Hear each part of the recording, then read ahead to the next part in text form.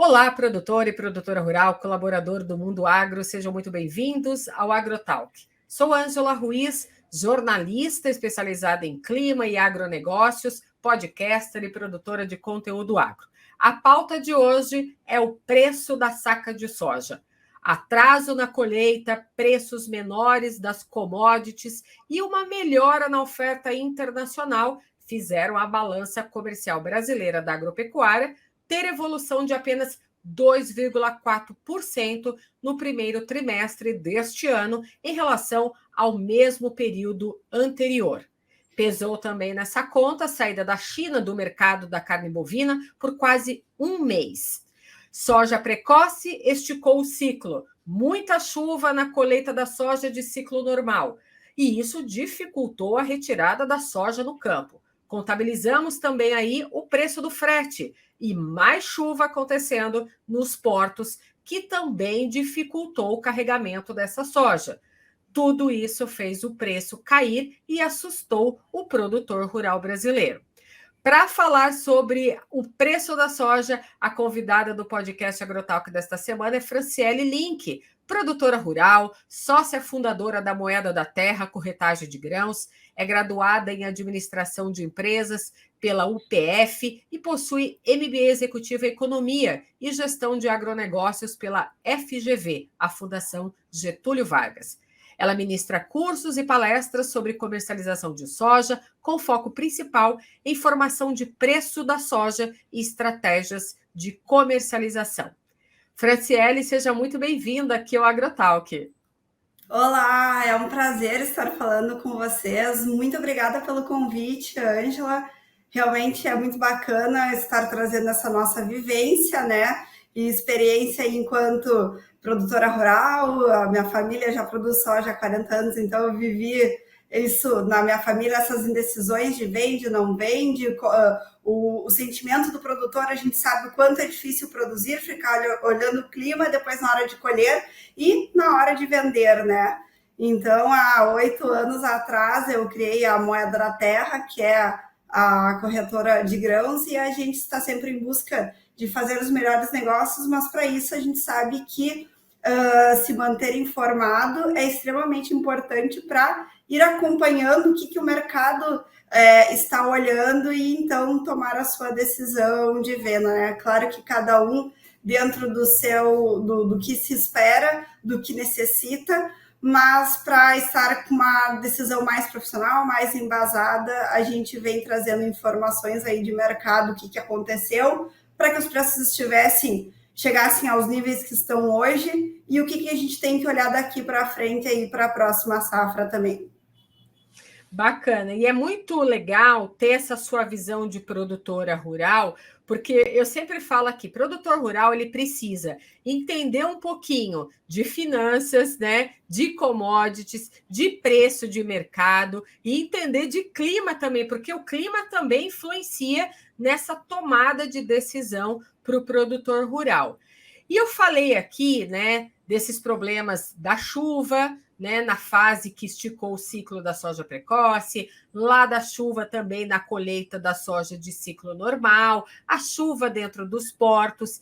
Eu comentei sobre a questão, né, que a gente teve do problema da saída da China nesse mercado da carne bovina, que também, né, tem esse reflexo no preço da soja, mas eu também não posso deixar de comentar aqui a quebra de safra da soja lá na Argentina, que limitou na semana pré-feriado de Páscoa o recuo desses preços no Brasil, que vinham sendo bastante pressionados pelo avanço da nossa colheita brasileira aqui. E aí, o CPEA divulgou um dado, né, falando sobre o recuo do valor dessa soja de quase 10% no mês de março, né? Algumas praças aí registrando valores entre R$ 154, R$ 146 reais a saca de 60 quilos. E aí eu queria que você trouxesse essa visão para a gente, Franciele, porque é o seguinte, nesse cenário todo, né, o que você está enxergando, o que você está esperando desse mercado? Quais são os pontos positivos e negativos? Então, vamos lá. Para a gente entender o contexto como um todo, é muito importante que se saiba e que se leve em consideração que o Brasil é o maior produtor de soja, né? E esse ano, em especial, a gente produziu a maior safra da história. Se espera aí em torno de 152, 153 milhões de toneladas.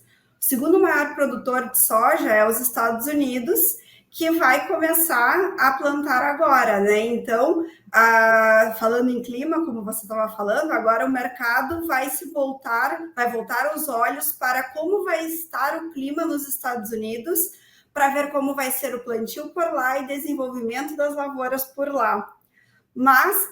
Então a gente tem a questão de que aqui no Brasil foi uma super safra, né? Embora aqui no Rio Grande do Sul a gente vai ter uma safra menor, ainda estamos entrando em colheita, né? Se fôssemos colher uma safra cheia, se falaria em torno de 22 milhões de toneladas.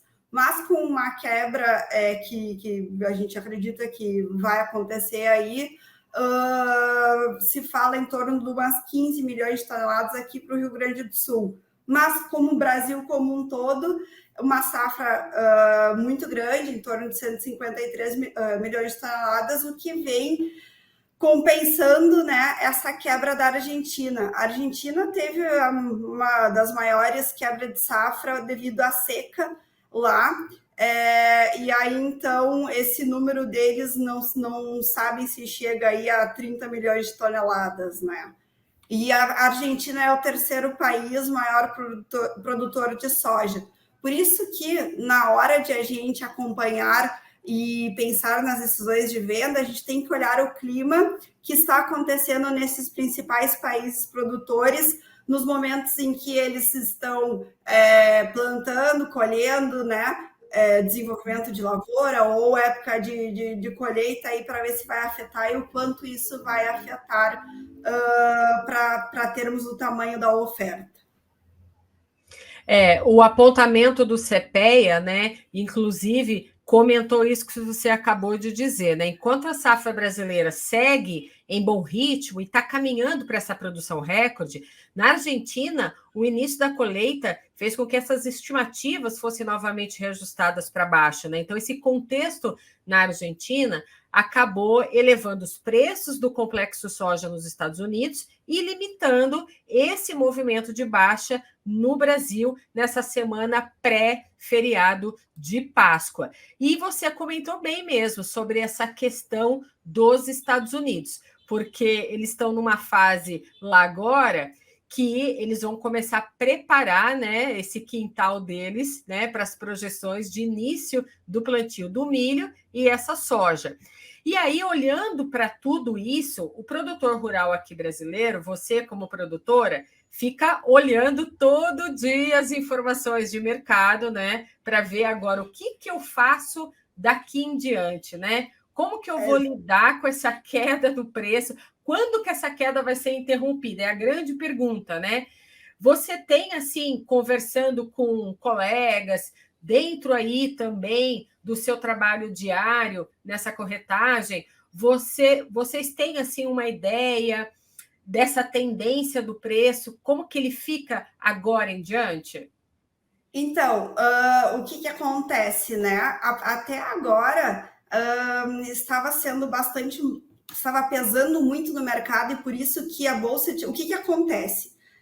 Na formação do preço da soja, a gente tem que olhar 3 pilares, que é a Bolsa de Chicago, que é para a formação mundial de preço, o dólar e o prêmio. Então, não adianta olhar somente uma variável isolada, né? Por isso que muitas vezes é difícil de ter uma bola de cristal e de saber o direcionamento correto e o que vai, de fato, acontecer. E temos que olhar esses 3 pilares. Falando em Bolsa de Chicago, a gente tem que olhar oferta e demanda, principalmente, que são os fatores fundamentais. A oferta, ela está num nível bastante grande, né? Por causa da grande oferta do Brasil. E na semana anterior, o USDA divulgou o relatório de intenção de plantio dos Estados Unidos, trazendo uma área em linha com o relatório de fevereiro. E surpreendeu o mercado, porque já achava que ia ser uma área maior, então acabou subindo um pouco mais também. Então contribuiu para subir um pouquinho, porque as quedas antes elas estavam sendo bem acentuadas, né? Então a gente tem aí para frente um cenário com uma oferta mais uma oferta maior, e isso, se vocês olharem nas cotações na Bolsa de Chicago, os contratos para frente eles estão valendo menos do que os contratos atuais. E isso demonstra, de uma certa forma, que o mercado está confortável, digamos assim, com o tamanho de uma oferta. Claro que vai depender de como vai vir o clima lá nos Estados Unidos, como que vai se comportar o clima lá para essa próxima safra. E também a questão dos prêmios e do dólar, né? Prêmios que muitas vezes os produtores não nos questionam quando eu dou os cursos, as palestras, Franciele, mas o que é o prêmio? E o prêmio ele pode ser um ágio ou um deságio sobre a Bolsa de Chicago.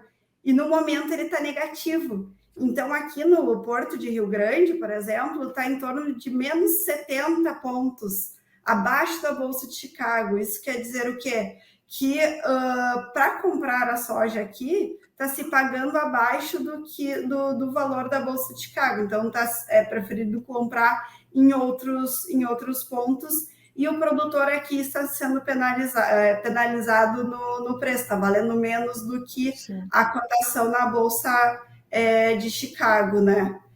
E o dólar também tem todo esse impacto de questões internacionais, de política interna, e que a gente vê que nesses últimos dias acabou baixando bastante, hoje está aí cotado em torno de 5,4, 5,6, e como a gente mais exporta a soja, quanto mais alto estiver o dólar, maior vai ser o valor que a gente vai receber pela saca de soja, né? Então, o produtor, quando ele pensa em vender, ele pensa que o dólar tem que estar mais alto para conseguir ter uma rentabilidade maior. E aí, o que assusta, Ângela, eu vejo pelos clientes, pela família, por todos os produtores que a gente acompanha, é que nas últimas 2 safras, né, agora a gente está na safra 2023, está com preços menores do que 2022 e 2021. E nos últimos 6 anos, os produtores eles faziam os contratos, e quando chegava na hora de cumprir, o preço estava valendo mais. Então, estava aquela questão que se pensava, será que vale a pena fazer contrato antecipado? Mas é uma estratégia de comercialização, porque o que acontece que nem esse ano? Esse ano, principalmente no Rio Grande do Sul, que se tem uma cultura menor de fazer vendas antecipadas, foi vendido muito pouco antecipado. Se fala aí em torno de 5% a 10% de safra comercializada de forma antecipada, e agora a gente está entrando na safra, tem um excesso de oferta que vai pressionar, penalizando também nesses prêmios aí, né? Então, o que acontece no momento? O porquê que caiu tanto? É a junção de todos esses fatores que eu falei até um momento aí, que acabam forçando para que o preço até o momento esteja mais baixo, e daqui para frente a gente vai ter que ir olhando aí principalmente a questão de clima nos Estados Unidos e a demanda da China, né? Que é o nosso principal mercado consumidor, porque a soja ela é o melhor fator de conversão, mais barato, é a soja para fazer ração.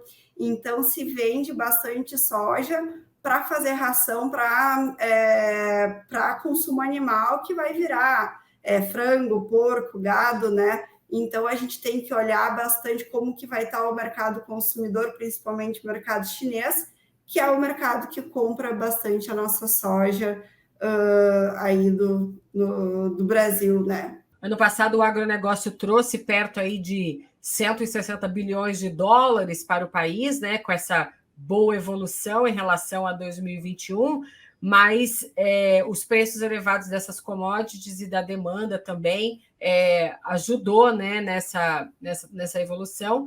Neste ano, a gente vê aí que o país mantém um ritmo de crescimento, mas apesar de ter esse volume maior para exportar, os preços deram essa recuada. Então, assim, tem toda essa questão dos juros elevados, inflação externa, interna, né, que não dão muita margem para esse aumento dessa demanda, né?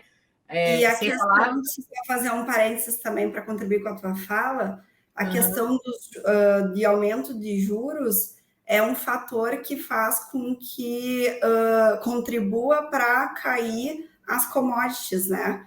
Porque os investidores, eles retiram os seus investimentos de commodities, por exemplo, soja, trigo, milho, e acabam investindo em ativos mais seguros. E aí, porque como a taxa de juros está compensando melhor lá fora, então há essa fuga de capitais também, o que fez com que contribuísse para baixo nas cotações.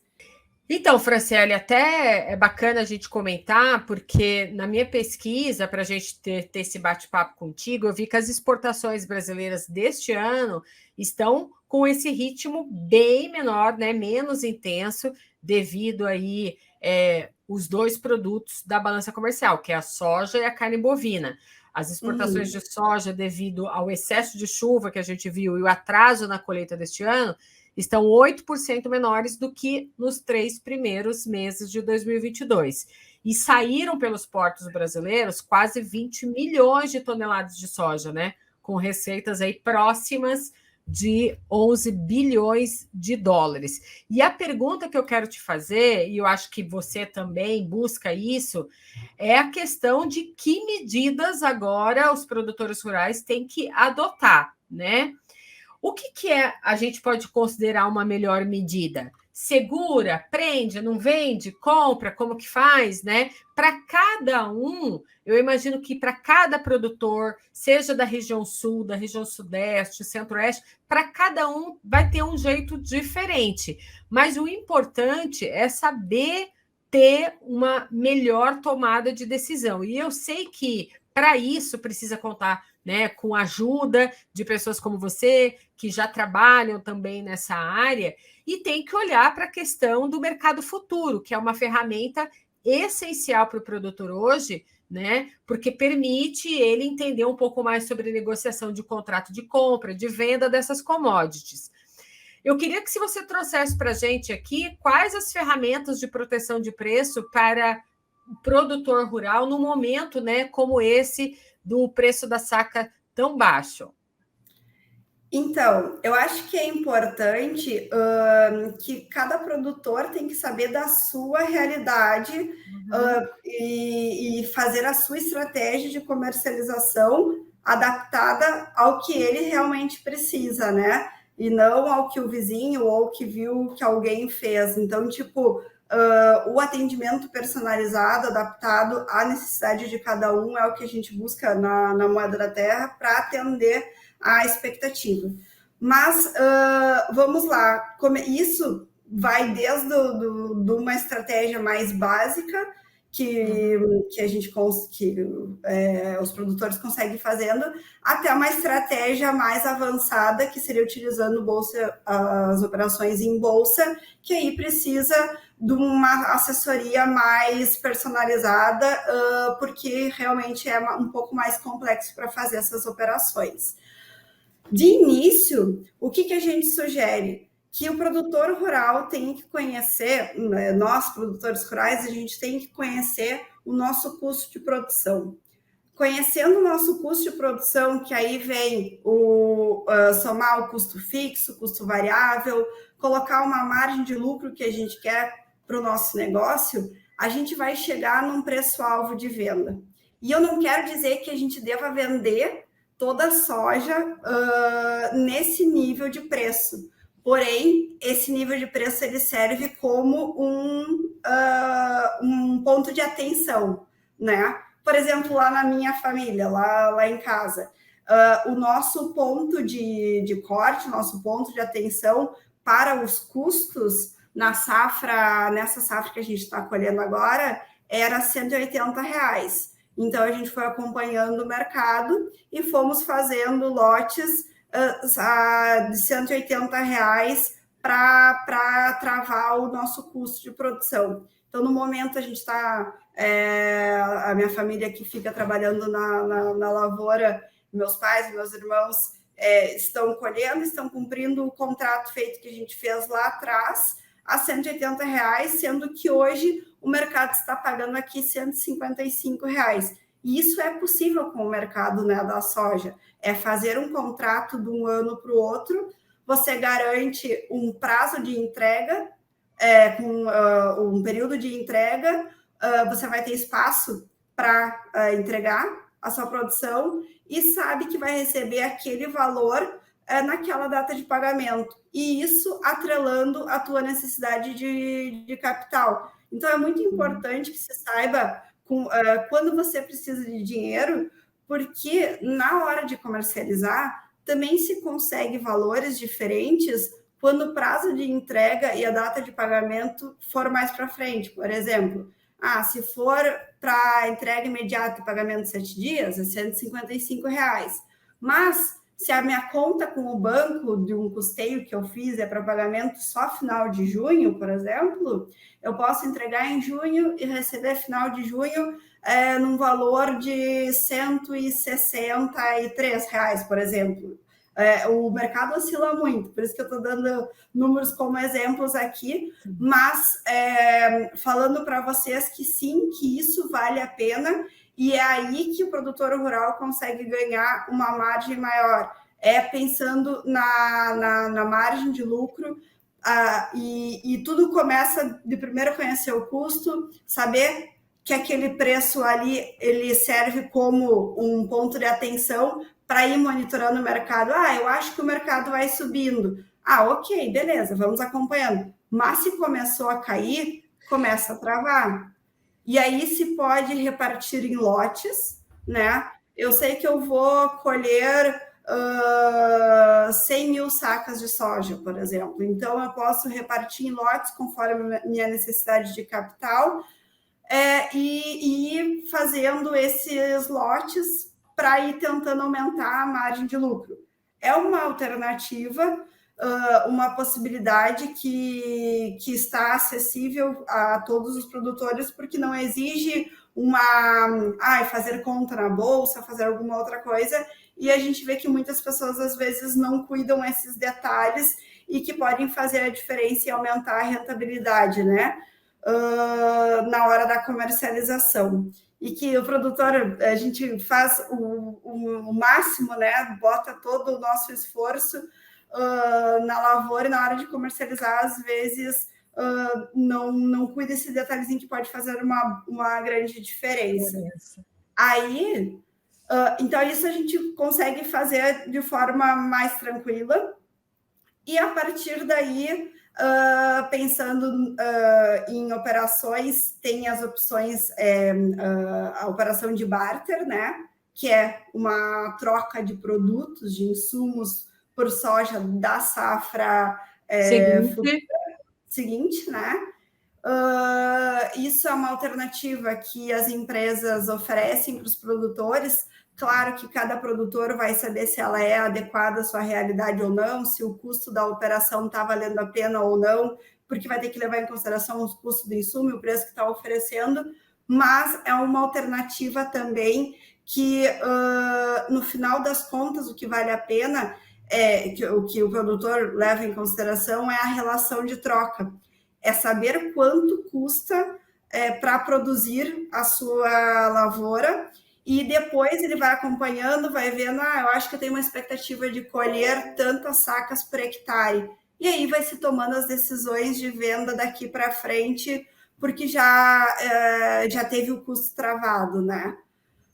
Grandes empresas fazem isso, a gente trabalha em parceria com uma corretora no Mato Grosso também, e a gente percebe que no Mato Grosso os produtores lá fazem um volume percentual maior do que aqui no Rio Grande do Sul. Aqui no Rio Grande do Sul também, por causa que a gente é mais suscetível a problemas climáticos, né? Então os produtores ficam com receio de comprometer esse percentual. E nos últimos...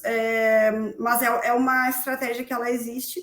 E o ideal, claro, que é fazer as operações em bolsa, tu fazer com opções, fazer um hedge que tu vai poder fazer trava na Bolsa de Chicago, atrelando aí a venda do teu físico. E para isso tem as corretoras também especializadas que fazem essas operações em bolsa, que podem auxiliar o produtor a ganhar,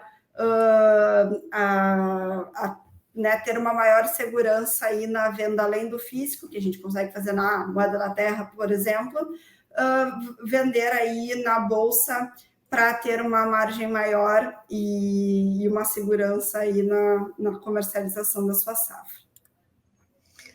Tem alguma outra estratégia, por exemplo, que o produtor rural possa utilizar, né, para ele ter essa a melhor tomada de decisão? Tem outras dicas que você pode trazer para a gente aqui?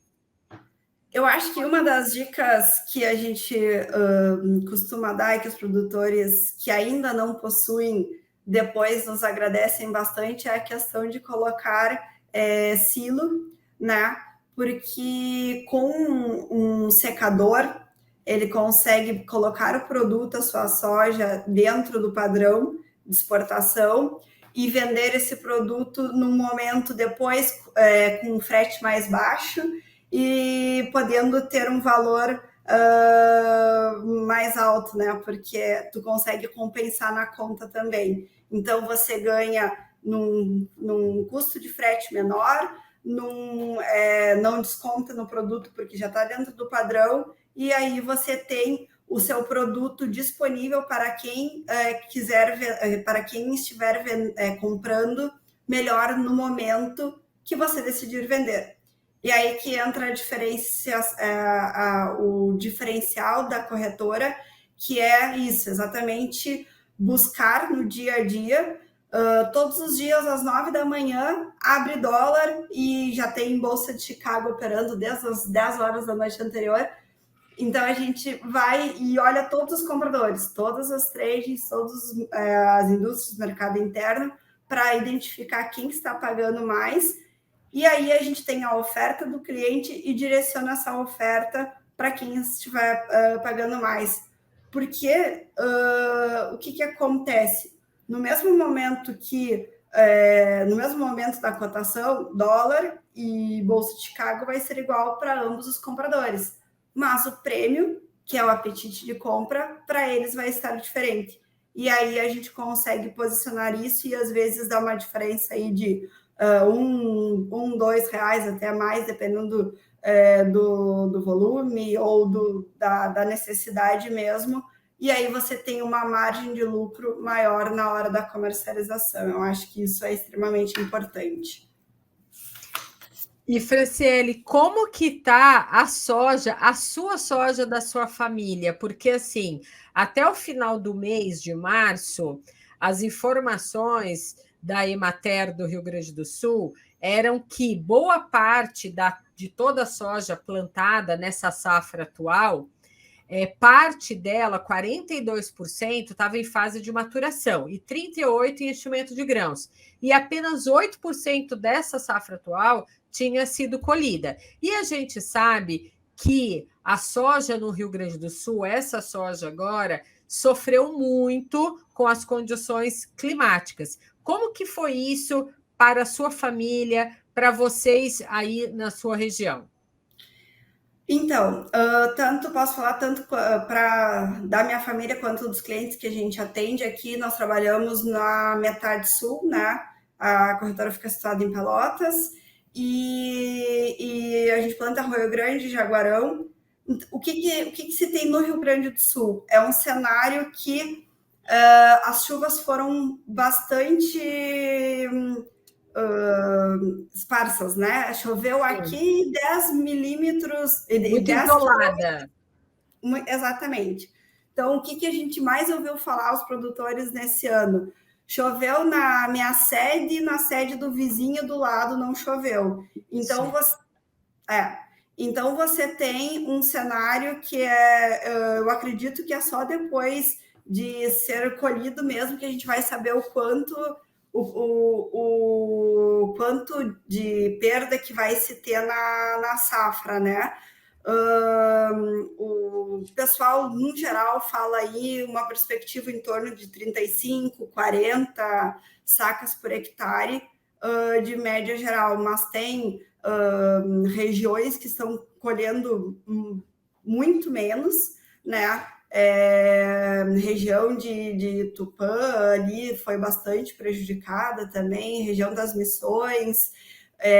Aqui embaixo tem de tudo, tem desde 20 sacas por hectare, 30, 40, é de tudo. Então, conforme foi essas chuvas isoladas, vai ter o potencial comprometido, sim, mas com muita variabilidade, né, de produtividade entre as lavouras, né? Muito mesmo, muito mesmo. Então, acho que é só depois para a gente ter essa clareza de quanto vai ter, e até porque aqui na nossa região se planta muito arroz e os produtores ainda estão colhendo o arroz para depois entrar na colheita da soja, né? Se começou, a minha família mesmo, que planta somente soja, a gente começou a colher na semana anterior. Então, é muito recente ainda para dizer qualquer coisa em relação à quantidade de como é que vai ser, mas teve quebra, sim. Sim. Além da quebra, tem a questão também que, quando finalizar essa colheita, tem toda uma avaliação da qualidade desses grãos colhidos, né? Porque, assim, muitos eu imagino que podem apresentar agora, nesse momento, uma maturação muito forçada, né? Sem um desenvolvimento tão correto. Realmente, esse Laninha, né? Acabou esse ano, né? Pelo terceiro ano consecutivo, ele já acabou, graças a Deus, mas ele impactou demais, né, essa relação do cultivo da soja em todo o Rio Grande do Sul. Foi um impacto bem grande, muitos municípios também até decretaram situação de emergência por causa da seca, né? Sim, com certeza. Aqui no Rio Grande do Sul foi declarada situação de emergência em muitos municípios e estava muito, muito grave mesmo. E o ano passado também já tinha acontecido, né, essa seca aqui, a gente vinha prejudicado a safra de soja no Rio Grande do Sul.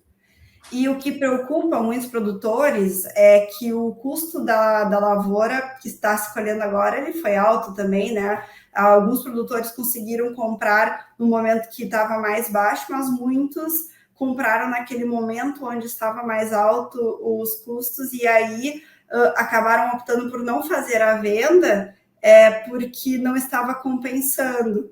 E isso é uma das justificativas também que a gente percebeu que os produtores acabaram não vendendo antecipado e que agora está dando essa pressão de oferta nos preços também, né? Vamos ver como é que se comporta e torcer para que entre mais exportação também e que a gente consiga ter uma melhora desses preços, desses prêmios aí para contribuir e auxiliar que o preço reaja, né? Sim, exatamente. Ficar de olho, né, nas variáveis aí que a gente comentou aqui, né, na questão aí da Argentina, a questão agora super importante, olhando aí para em especial agora para o quintal dos Estados Unidos, as projeções, né, para o início do plantio deles de milho, a soja americana, ficar de olho em todas essas variáveis, inclusive, é claro, do clima, né, sempre de olho nisso, para vocês poderem, né, ter a melhor decisão aí e acompanhar o valor do preço da saca de soja, porque é importante. Às vezes é importante segurar, às vezes é importante já vender, mas a cada dia é um momento. E eu imagino que aí, quando você trabalha nessa questão da corretagem, todo mundo chega para você e fala para você, Franciele, qual que é a tendência, Franciele, para 2023? O que eu faço? Se você tivesse que responder essa pergunta hoje para um produtor que estivesse do nosso lado neste momento, qual a tendência, assim, a dica que você daria para ele final? Eu acho que a minha pergunta ela é respondida com uma outra pergunta, né? Para quando você precisa do seu recurso?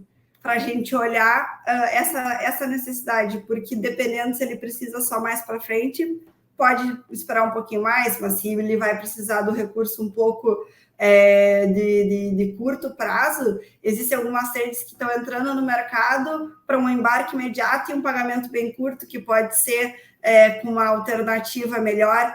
Então, realmente olhar qual que é o volume que ele quer vender, para qual data que ele precisa do recurso, para a gente pensar nessa estratégia e aumentar ali o ganho conforme a necessidade desse cliente em especial.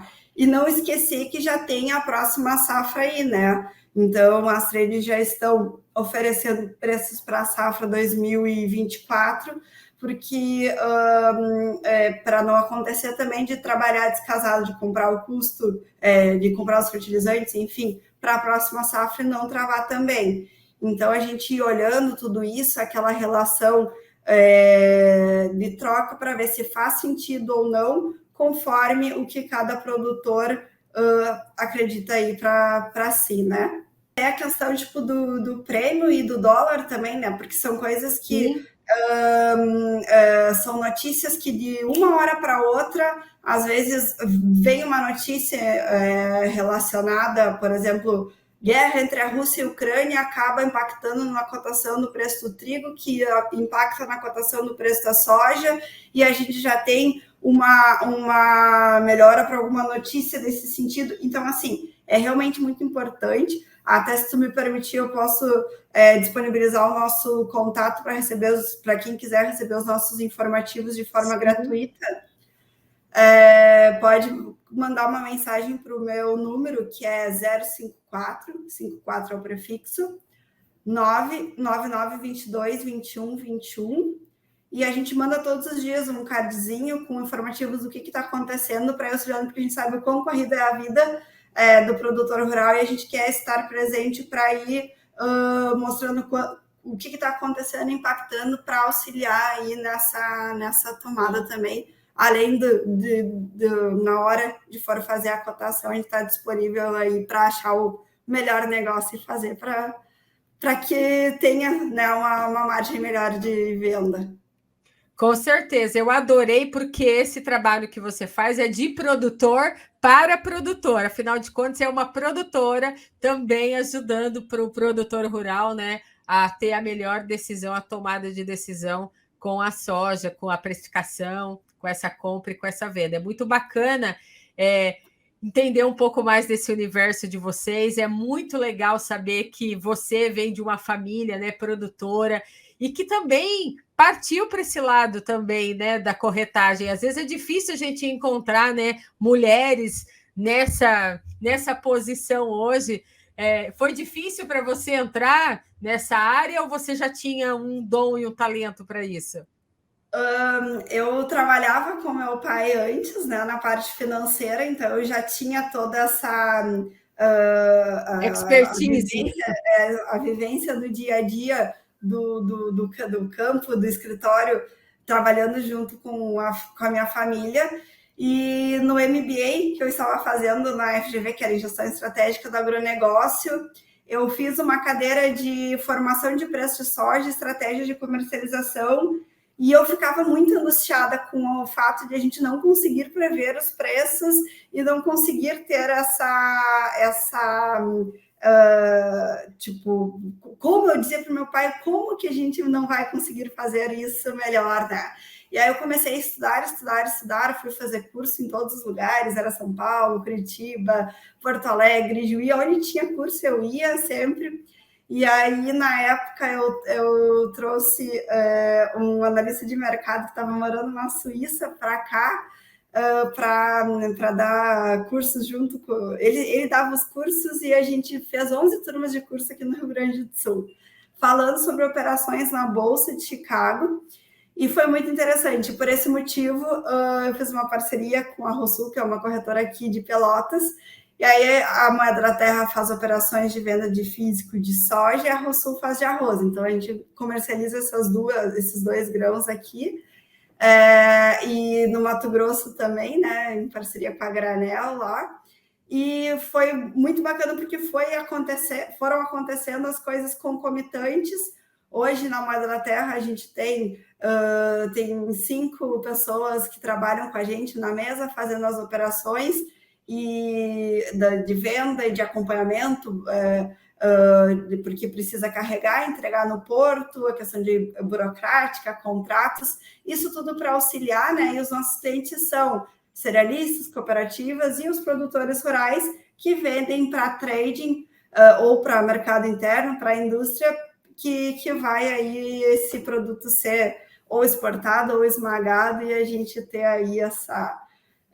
E é impressionante, eu sou apaixonada pelo agro, porque realmente o agro não para, né? Final de semana eu estava de aniversário e eu fui, era domingo, fui lá para a granja dos meus pais, passei colhendo, e eles já estavam plantando já a cultura de inverno. Eu disse, nossa, realmente, é isso que a gente sente, que o agro não para e movimenta o país, e que bom, né? A economia brasileira agradece e as tendências, graças a Deus, a gente conseguiu passar a pandemia ainda, porque o agro vem sustentando a nossa balança comercial, né? Exatamente.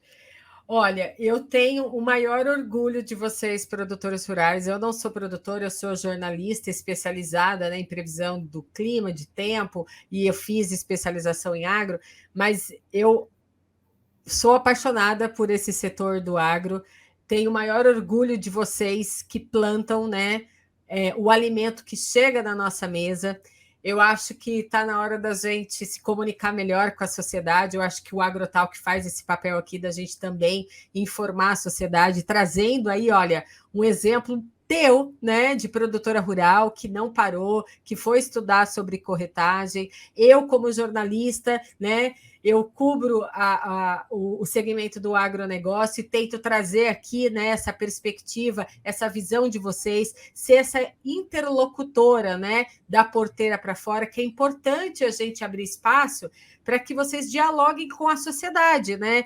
Comuniquem à sociedade realmente o que vocês fazem, porque às vezes a gente se depara com algumas fake news e que não é verdade.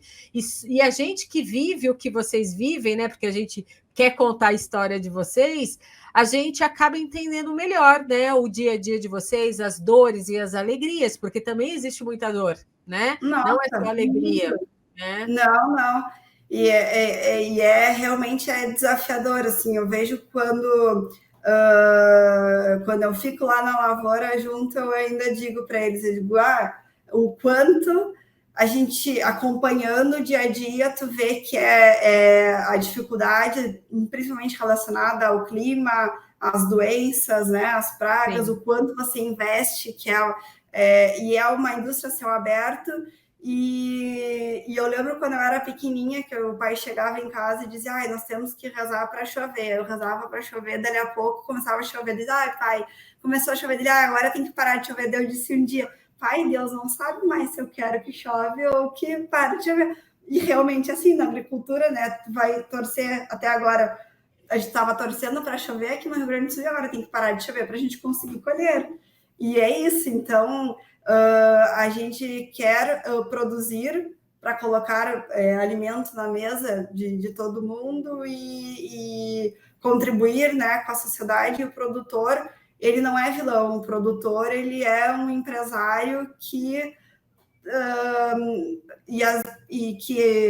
com muita frequência acaba tendo a sua safra não como ele gostaria, mas ele levanta a cabeça e vai de novo, e isso dá muito orgulho, porque não desiste, né? Está sempre indo em frente para continuar. Enfrentando os desafios, né, do dia a dia. Mas eu vou te falar uma coisa que eu quero que você fale para o seu pai, que agora ele não precisa rezar para São Pedro. Agora ele tem aqui a Ângela Climatempo como um aliado. E a gente pode, né, trazer para ele essas informações antecipadas para que ele possa tomar a melhor decisão. Então, se ele sabe que daqui 3 dias vai chover, ele já corre para colher tudo isso antes, né? E aí eu vou informar para ele quando ele deve colher antes da chuva chegar também. Mas é isso, muito, muito, muito bacana, Franciele, essa nossa interação aqui. Eu poderia ficar aqui mais tempo conversando com você sobre o agro, sobre essa cultura tão importante, essa commodity importante. Eu desejo muito sucesso para você na Moeda da Terra. Muito orgulho de ver, né, esse seu desempenho, né, perante aí ao trabalho com a família, ao seu próprio, né, de realização pessoal, né, com esse trabalho de corretagem. E eu não sou produtora, mas eu vou cadastrar meu número aí com você, que eu quero receber as informações, viu, para a gente colocar aqui sempre no AgroTalk, no canal de notícias da Climatempo Agroclima, essas informações de preços que eu acho super relevante e importante. E eu queria te fazer uma última pergunta. Você vai visitar a Feira AgriShow? Então, eu estava vendo agora que tem a AgriShow e tem também a feira em Sinop, no Mato Grosso, em abril também, né? O problema é a questão que agora a gente está no forte da colheita aqui, então para nós é um pouquinho mais corrido, mas eu gostaria muito de ir, estou tentando me organizar. Se organiza, porque eu quero te fazer um convite. A gente vai estar lá na AgriShow, a Climatempo, né? Vai estar na AgriShow com o nosso stand lá, que é o stand do Agroclima, que é, né, o nosso segmento aqui dentro da Climatempo, que se chama Agroclima. A gente vai ter lá no stand o estúdio podcast ao vivo para receber os produtores rurais, para bater papo. A gente vai ter uma novidade super bacana lá esse ano, que é a Cápsula do Tempo. Quem viver vai verá essa cápsula do tempo e vai experimentar essa cápsula do tempo. Olha, eu tenho certeza que essa cápsula do tempo vai ser um maior sucesso, porque vai ser uma experiência incrível. Você vai ter uma experiência sensorial dentro dessa cápsula. Então fica aqui meu convite para você ir para a AgriShow e ter essa experiência dentro da cápsula do tempo. Eu tenho certeza que depois, quando você sair da cápsula, você vai falar assim, era isso então, hein, Ângela? Então eu te espero lá, espero te ver lá. Que legal, vou tentar me organizar assim, já fiquei louca de vontade de ir, hein? Essas feiras são muito bacanas, né? Essa interação que a gente tem e o contato que a gente realiza nessas feiras realmente vale a pena. Vou tentar me organizar para ir. Gostei do convite, muito obrigada. Então, eu fico aqui também estendendo esse convite para você voltar mais vezes aqui ao podcast AgroTalk, trazendo aí para a gente novidades e mantendo a gente informada sobre esses preços das commodities no mercado. E até a próxima. Com certeza, estarei à disposição. Quando quiserem, é só me chamar também. Um abraço a todos.